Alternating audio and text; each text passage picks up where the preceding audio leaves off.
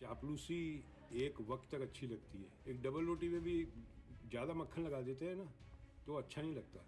उसमें मक्खन जितना लगाना चाहे ना उतना ही लगाना चाहिए। आप क्या मक्खन बहुत ज़्यादा लगाते हो। आप झूठ बोल रहे हैं देश में, देश की मीडिया में बैठ के आप लगातार झूठ बोलते चले जा रहे हैं। अंधभक्त के पीछे भी अंधभक्त होते हैं। आजकल वही हो रहा है देश में। आप किसी के अंधभक्त हैं, आपके भी कोई अंधभक्त हैं, तो अंधभक्तों की जो ट्रेन चालू हो जाएगी ना, देश का जो इंजन है ना वो गिर जाएगा। तो आपकी जो ये दोगला रोल चल रहा है ना, डबल रोल, ये मैंने पकड़ लिया है। एक बात बताओ बबीता जी, एक मुल्ले ने आपको फेमस किया, मुल्ला मुल्ला बोलते हो आप लोग, एक मुल्ले ने आपको फेमस किया, उसका नाम है आमिर खान। अगर दंगल नहीं आती ना तो आपको कोई नहीं जानता। स्टेडियम में जब बॉलिंग करने जाएंगे शमी भाई, पहला ओवर 140 माइल पर आवर पे, किलोमीटर पर आवर पे, जब पहली गेंद डालेंगे और गिल्ला उड़ेगा बीच का, तो क्या बोलेंगे? जमाती ने विकेट ली। वाह भाई वाह बबीता जी वाह। जितने कुकर्म रेसलिंग फेडरेशन में होते हैं ना हरियाणा में, वो कहीं नहीं होते। भ्रष्टाचार में लड़कियों का नाजायज फायदा उठाया जाता है, मुझे सब पता है। आपने रेसलिंग फेडरेशन के बारे में कभी कुछ नहीं बोला, कमाल की बात है। और ये इमोशनल अत्याचार ना करो यार। आपका वीडियो मैंने सुना, मैं इंडिया खेली हुई हूँ। देखो हरियाणा में बहुत लड़कियां इंडिया खेलने लायक थी मगर उनको चांस नहीं मिलता फेडरेशन की वजह से। लाइव टीवी, सच सबसे आगे। नमस्कार, अस्सलाम वालेकुम सब लोगों को। मेरे इस लाइव में मैंने टैग कर रखा है अनुपम खेर साहब को। आज मैंने उनका इंटरव्यू सुना न्यूज़ 18 पे। आप लोगों ने नहीं सुना होगा, अमीश साहब के साथ ये आपस में बैठ के जुगलबंदी कर रहे हैं। मेरे कुछ सवाल है अनुपम साहब से। आपके टिकटॉक के वीडियो कई बार हमारे पास भी आ जाते हैं। अच्छा है, आप लोगों को हंसाते हैं। वैसे भी कॉमेडी में आप अच्छे ही रहते थे। विलेन में तो एक ही रोल किया था आपने, डॉक्टर डैंग का, कर्मा पिक्चर में, आपको याद होगा। मैंने देखी थी, मैं 8वीं या 9वीं कक्षा में हूँगा जब। अनुपम खेर साहब, मैं अमेरिका में रहता हूँ पिछले 20 साल से। आपने कुछ उसमें चीज़ें कही थी अपने आपके जो इंटरव्यू में, उसी के बिहाफ में मैं कुछ आपसे सवाल करना चाहता हूँ। सबसे पहले तो मुझे ये बात बताइए, तो कश्मीरों पंडितों का क्या हुआ जिनकी आप आवाज़ उठा रहे थे इतनी? पहले तो ये बता दीजिए। आज तक उनका तो कुछ हुआ नहीं, वो एक फेज आया, एक उबाल आया और फट करके नीचे चले गया। ठीक है। दूसरा आप मुझे बताइए कि आपका यहाँ पे एक सीरियल आता है एम्स्टरडैम करके, जिसकी कोई टीआरपी भी नहीं है, कोई देखता भी नहीं है उसको। ठीक है। और आप ये बोले अपने इंटरव्यू में कि आपने अमेरिका में कई लोगों से बात करी, अपने दोस्त से। उसने कहा कि जो कोरोना वायरस जिस तरह से इंडिया हैंडल कर रहा है बहुत ही काबिल तारीफ है। आप लोग नेशनल मीडिया में बैठ के झूठ बोल रहे हैं लोगों के साथ। आपको ये बोलना नहीं आया कि वहाँ पे इंडिया में टेस्ट नहीं हो रहे, अमेरिका में ज़्यादा टेस्ट हो रहे हैं। आपने कोरोना वायरस को एक जोड़ने का जिसने काम किया था, जिसने कोरोना जिहाद का वर्ड का आविष्कार किया है, वो आपका इंटरव्यू ले रहा था। आपने उससे ये नहीं बोला कि तूने कोरोना जिहाद कैसे बोला। अमेरिका में 30,000 लोग मर चुके हैं। यहाँ पे भी किसी ईसाई जमात ने मारा है क्या? किसी ईसाई जमात ने मारा है यहाँ पे? कौन है, किसने मारा है? आप लोगों ने उसको कोरोना जिहाद का नाम दे दिया। ठीक है। देखिए अनुपम खेर साहब, चापलूसी एक वक्त तक अच्छी लगती है। एक डबल रोटी में भी ज़्यादा मक्खन लगा देते हैं ना तो अच्छा नहीं लगता। उसमें मक्खन जितना लगाना चाहे ना उतना ही लगाना चाहिए। आप क्या मक्खन बहुत ज़्यादा लगाते हो आप। अब आपके पीछे, इसके पीछे क्या मंशा है मुझे नहीं पता। आपको आगे जाके राज्यसभा की टिकट चाहिए, क्या नहीं चाहिए। आपकी बेगम साहब है चंडीगढ़ की मेंबर ऑफ पार्लियामेंट, सबको पता है। और मुझे जितना अंदाज़ा है ना, खेर साहब आप तो अभी अभी आए हो इस खेल में, मुझे जितना अंदाज़ा है ना आपको नहीं है। जैसे आपकी लाइन में आप बेहद अच्छे एक्टर हैं, नो डाउट अबाउट इट, कोई इसमें दो राय नहीं है। मैंने आपकी एक पिक्चर देखी थी डैडी करके, बहुत ज़बरदस्त। और आपकी पहली पिक्चर आई थी सारांश, वो तो अनबीटेबल मूवी थी। आज भी मैं देखता हूँ कई बार। मगर जो अभी जो आप वो कर रहे हैं ना, हरकतें कर रहे हैं, ये देश हित में नहीं है। आप झूठ बोल रहे हैं देश में, देश की मीडिया में बैठ के आप लगातार झूठ बोलते चले जा रहे हैं। ठीक है ना सर? तो ये हरकतें आप ना करें, ये अच्छा रहेगा खेर साहब। क्योंकि क्या होता है, अंधभक्त के पीछे भी अंधभक्त होते हैं, समझ रहे हैं ना? अंधभक्त के पीछे भी अंधभक्त होते हैं। आजकल वही हो रहा है देश में अपने। आप किसी के अंधभक्त हैं, आपके भी कोई अंधभक्त हैं, तो अंधभक्तों की जो ट्रेन चालू हो जाएगी ना, तो देश का जो इंजन है ना वो गिर जाएगा। तो ये ना करें आप। और मुझे उस बात का जो मेरा सवाल किया मैंने आपको, मुझे ये ज़रूर बताइए कि कश्मीरी पंडितों का क्या हुआ। ये बताइए कितने कश्मीरी पंडित वहाँ जा रहे हैं, कितनों को ज़मीन मिल गई है, क्या हुआ उन कश्मीरी पंडितों। मैं भूलता नहीं हूँ, मैं भूलता नहीं हूँ। मुझे पता है आपको एक पार्टी से नफरत है, उस पार्टी से नफरत है जिस पार्टी ने स्कूल बना के दिए, जिस अपने कॉलेज में पढ़े वो भी उस पार्टी ने बना दिए, जिस अस्पताल में आप पैदा हुए थे वो भी उसी पार्टी के ज़माने में बना था। 28 मिलियन बच्चों से लेके आप समझ लीजिए 32 मिलियन बच्चे इंडिया में स्कूल नहीं जाते हैं। आपने कभी आवाज़ उठाई? उनके माँ बाप को मिला के आज की तारीख में कितने मिलियन हो गए? 64 मिलियन। 64 मिलियन बेरोजगार लोगों के बच्चे स्कूल नहीं जाते हैं। आज की तारीख में जो कोरोना वायरस के बाद में जो इंडिया में होने वाला है, आपको उसका अंदाज़ा भी है? भुखमरी, क्राइम, रेप, अंदाज़ा है? नहीं है। उस पर आप चर्चा नहीं करेंगे, नहीं कर सकते। 32 मिलियन बच्चे स्कूल नहीं जाते हैं। दो ही रीज़न हो सकता है, या तो जाना नहीं चाहते या पैसे नहीं है। आपने कभी बात नहीं करी। आपकी पार्टी के लोग, आपकी पार्टी के लोग रेप उस चार्जेस में जेल में बंद हैं। कभी चर्चा करी आपने? नहीं करी। तो मुझे इस क्लियर कट अंदाज़ा हो जाता है खेर साहब कि आपकी थिंकिंग एक तरफ जाती है, लॉपसाइडेड थिंकिंग है आपकी। आप देश हित में नहीं सोचते, आप सोचते हो एक राजनीतिक पार्टी के हित में, और उस हित के पीछे राज्यसभा की सीट है, आज नहीं तो कल। लिखित में ले लीजिए, आप कितना ही नकार लीजिए, नहीं होगा। ठीक है। तो किसी भी जिस दिन आप लोगों ने इसको एक रिलीजन के साथ जोड़ दिया था ना, उस दिन मुझे पता लग गया था कि ये बवाल बहुत साल चलेगा अब इंडिया में, बहुत साल। एक बात बताइए खेर साहब, ये जिनके बारे में आप बोलते रहते हैं, इन्हीं के जमात से ज़हीर खान, अज़हरुद्दीन, मोहम्मद रफ़ी, सलमान, शाहरुख, बड़े बड़े नाम, अब कलाम साहब, ये सब इन्हीं की जमात से आए हुए हैं।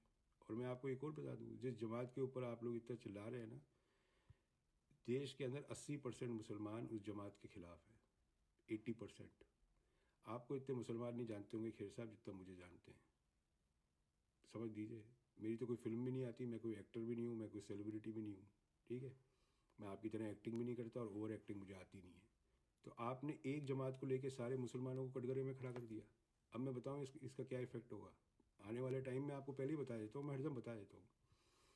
जब स्कूल खुलेंगे ना, छोटे बच्चे, क्योंकि आपने उनके जहन में डाल दिया है, एक छोटा बच्चा एक छोटे बच्चे को बोलेगा तो जमाती है। आप सोच रहे हैं किस तरह का माहौल क्रिएट कर रहे हैं आप? आपकी खुद की इंडस्ट्री में ये हाल होगा, आपकी खुद की इंडस्ट्री में हाल होगा। तो ये छोटे मोटे सवाल है। कभी आप तो बड़े लोग हैं, कभी समय मिले तो बता देना मुझे, मुझसे संपर्क कर सकते हैं आप। ठीक है। और दूसरा, अमीश भाई, आप तो यार अमेरिका के प्रेसिडेंट से भी बहुत बड़े आदमी है भाई। 5 मिनट का टाइम मांगा है आपसे मैंने यार, और क्या मांग लिया। देखो, मैं किसी के पीछे पड़ जाता हूँ ना अमीश भाई, तो मैं छोड़ता नहीं जब तक काम ख़त्म नहीं होता। 5 मिनट का आप टाइम दे दो मुझे, मैं आप ही के स्टूडियो में बैठ के, आप ही की स्क्रीन पे आपकी धज्जियाँ उड़ा दूँगा 5 मिनट में। और एक काम करो, अगर आपको 5 मिनट नहीं देने हैं तो मुझे आपका एयर टाइम चार्जेस बता दो, 1 मिनट का आप क्या चार्ज करोगे। मैं आपको पैसे देने के लिए तैयार हूँ 5 मिनट के। आपके चैनल को 5 मिनट के पैसे देने के लिए मैं तैयार हूँ। मैं 5 मिनट आपके चैनल पे आऊँगा, आप और मैं सिर्फ। ठीक है। और मैं साबित कर दूँगा कि आप एक फेक नेशनलिस्ट हैं। खैर साहब, आपका तो पता नहीं, आपसे पहले NRIs यहाँ बहुत बैठे हुए हैं जिन्होंने देश का तिरंगा ऊपर कर रखा है खींच के। हम लोग धंधे में, लॉयर्स में, डॉक्टरों में, राजनीति में बहुत, यहाँ पे बहुत ज़्यादा ताकतवर है। ठीक है साहब, ये आप भी जानते हैं और हम भी जानते हैं।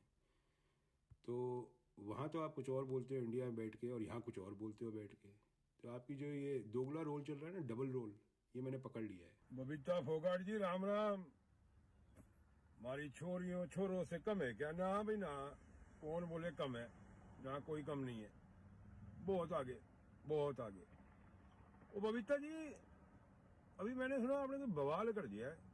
बबीता जी, मैं हरियाणा की बात बताता हूँ आपको, रेसलिंग फेडरेशन की। जितने कुकर्म रेसलिंग फेडरेशन में होते हैं ना हरियाणा में, वो कहीं नहीं होते। भ्रष्टाचार में लिप्त है, लड़कियों का नाजायज फायदा उठाया जाता है, मुझे सब पता है। आपने रेसलिंग फेडरेशन के बारे में कभी कुछ नहीं बोला, मुझे ये भी पता है। देखो, ये जमाती है ना, ये इंडिया खेले हुए, अब आप तो क्या है कि सारे मुसलमानों को जमाती समझती है।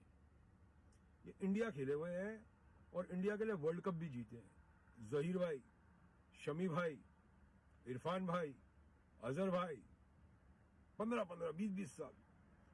आपका तो अभी ओलंपिक मेडल बाकी है। आप एक राजनीतिक सोच को धक्का दे रही है कि कहीं जगह बन जाए। ये एक तरीका हो गया बबीता जी। देखो एक बात और बताता हूं आपको बबीता जी, 90% मुसलमान है ना, 90% मुसलमान देश के इन जमातियों को पूछते भी नहीं है। शर्त ही लगा लूं मैं। अब आपने क्या किया है कि वायरस को, है ना, कोरोना काका को आपने एक धर्म से जोड़ दिया, और जब आपने इसको धर्म से जोड़ दिया तो वो धर्म के जो लोग हैं वो डर गए।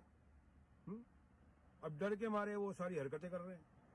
एक बात बताओ बबीता जी, हम यहाँ पे हिंदू हैं, अमेरिका में बहुत सारे, तो ये ईसाइयों ने फैलाया है क्या यहाँ पे? कल हम मर गए समझो तो हम बोले क्या कि ईसाई जमात ने फैलाया है, ऐसा बोला है क्या किसी ने? या 30,000 आदमी मर गया अभी तक, किसी ने धर्म से नहीं जोड़ा, किसी ने नहीं बोला। एक भी बता दो, ट्वीट बता दो, राष्ट्रपति का बता दो, सेनेटर का बता दो, गवर्नर का बता दो, किसी का बता दो, काउंसिलमैन का बता दो, किसी का बता दो, एक ने नहीं जोड़ा। आपने धर्म चक्के इसको एक कौम से जोड़ दिया। क्यों जोड़ा?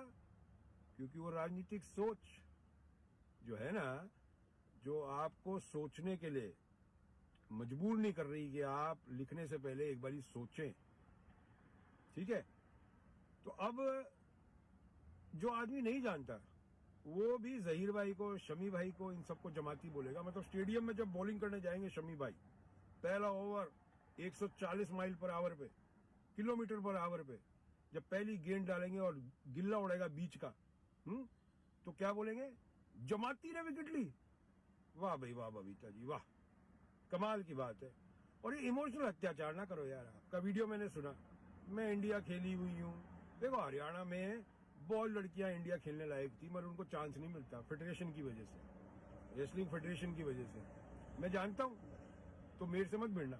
मैं एक छोटी कहानी बताता हूँ बबीता जी आपको। 2015 में मैं इंडिया में था तो NDTV देख रहा था, जिसको आप पसंद नहीं करती। उसमें रेसलिंग फेडरेशन का एक प्रेसिडेंट बैठा हुआ था और एक और जना बैठा था ट्रेजरर। उधर इतने भी पैसे नहीं थे उन लोगों के पास कि जो बच्चे हैं जो कर रही हैं रेसलिंग, जो स्टेट लेवल पे खेल रही है, नेशनल लेवल पे खेल रही हैं, वो घर का काम कर रही हैं, लोगों के बढ़ते मांडे धो रही हैं। जब मैंने वो देखा तो मैंने, निधि कुलपति थी उस एंकर उस टाइम, मैंने उनको स्टूडियो में कांटेक्ट किया, ये आर्काइव में होगा, पता कर लेना है NDTV में, और मैंने हाथों हाथ उस बच्चे को पैसे पहुंचाए और उन्होंने मेरी पूरी फोटो फ्लैश करी थी NDTV पे उस टाइम, ठीक है? तो आपके फेडरेशन में क्या हो रहा है आप पहले ये देखो। मेरा मुंह मत खुलवाना, मैं सब जानता हूँ, मैं सब जानता हूँ क्या हो रहा है। दूसरा बताओ आप मुझे, एक मुल्ले ने आपको फेमस किया, मुल्ला बोलते हो आप लोग, है ना? एक मुल्ले ने आपको फेमस किया, उसका नाम है आमिर खान।